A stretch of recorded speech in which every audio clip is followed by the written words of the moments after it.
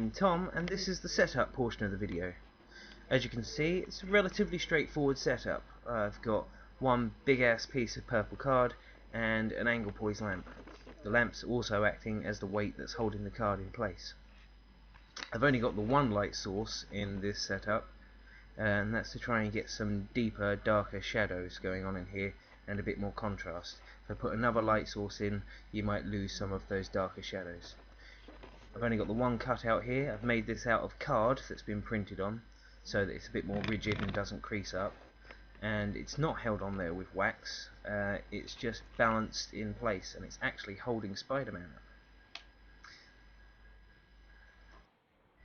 Like most of my setups, the inspiration behind this came from simply playing with my action figures on my shelf. This is how the shelf was before I set this up.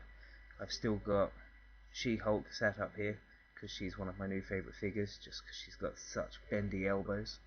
So because she was out on the shelf, I also had the Hulk down here so that he could look up at her. Interesting side note, this pose here is what led to here. I plan to reshoot that with more figures with the same body mold later. But back to the Hulk.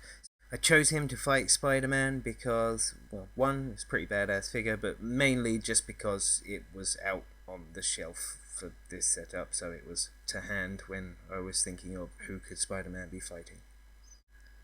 The idea behind the setup is that maybe Doctor Strange is supposed to be showing Peter Parker something in the future, a battle that's coming up that he needs to prepare for.